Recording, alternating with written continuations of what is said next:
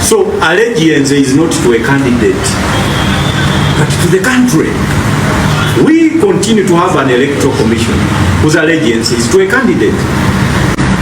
The Democratic Party can't be seen to be comfortable saying we are part of that government.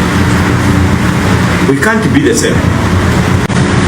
Therefore, when you have a brother who is comfortable just being appointed from position to position without any fundamental provisions that take care of the aspirations of and the opinions in our manifesto at the Democratic Party. No consultations are done. I recently saw he fidgeted by writing a letter to President Museveni. I know, Musei, you know, your Central Executive Committee is going to sit.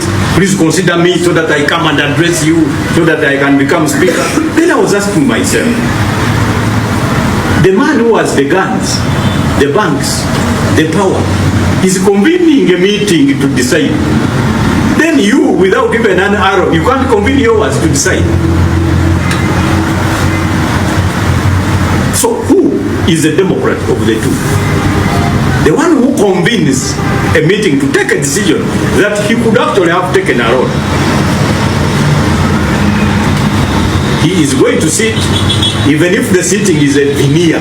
You know, a veneer, it could be a club, a pastime activity, but at least he makes comfortable his own people that they have participated in taking a decision of who becomes the Speaker.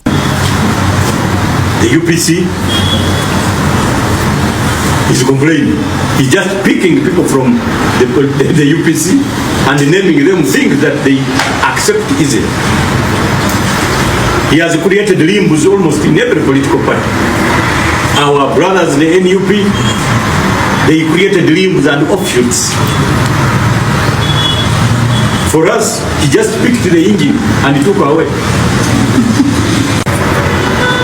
Leaders have become tainted with what we call extreme hubris. I don't know how easily I can term it. The kind of arrogance that is so supreme, to the extent that because you are party president, you are now governed and galvanized under what we call honorific ability, dignity. It is one of the longest words. Extreme honorableness. But when you are actually a member of the opposition, which honor is that? You can't decide alone. You can't decide the 2020 parliament, and that those that didn't win their positions of authority are veranda politicians.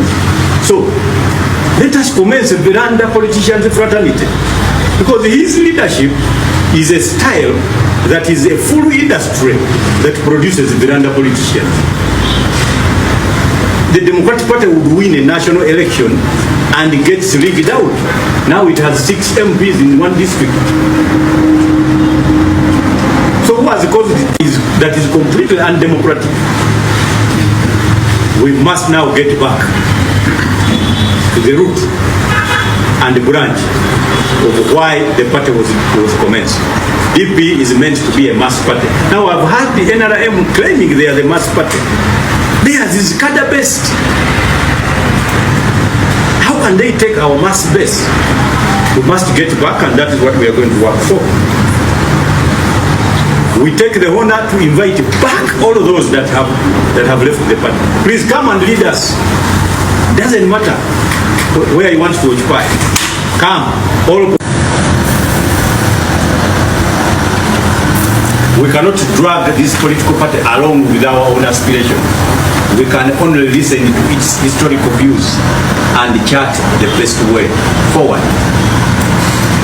Some of you do not even know my own trajectory and pedigree as a politician. Yesterday I was reminded when we were attending one of the Dua celebration at NPS. I was shocked. When they were, you know, some of these things you need to be reminded.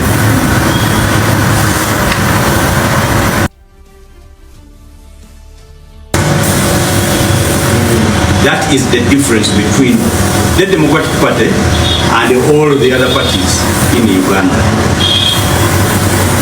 Most of the political parties in Uganda are led by those that formed them. So So clearly they are just nursery beds. They can determine to either uproot, replant, they can even rename, they can amend rules they draw from history. We have a backbone and a background of brand.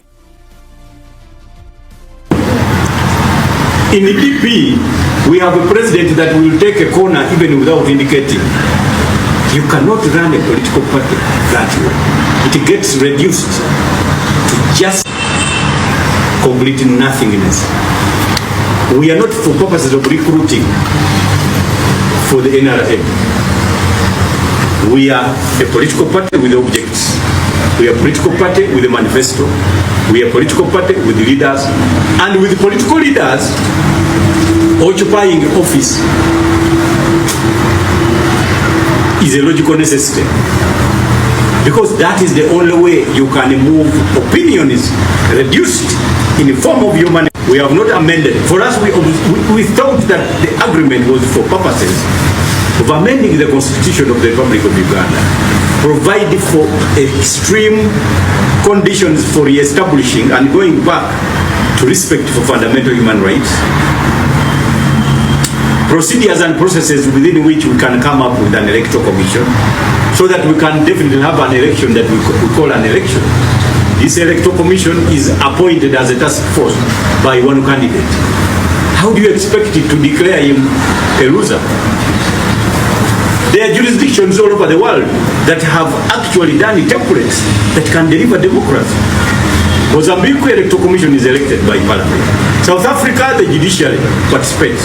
In Kenya, a coalition of parties and other commissions participate in establishing electoral commission.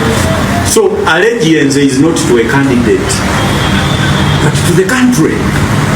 We have not amended. For us, we thought that the agreement was for purposes of amending the Constitution of the Republic of Uganda, provide for extreme conditions for re-establishing and going back to respect for fundamental human rights, procedures and processes within which we can come up with an electoral commission so that we can definitely have an election that we call an election. This electoral commission is appointed as a task force by one candidate. How do you expect it to declare him a loser? There are jurisdictions all over the world that have actually done templates that can deliver democracy. Mozambique Electoral Commission is elected by parliament. South Africa, the judiciary participates.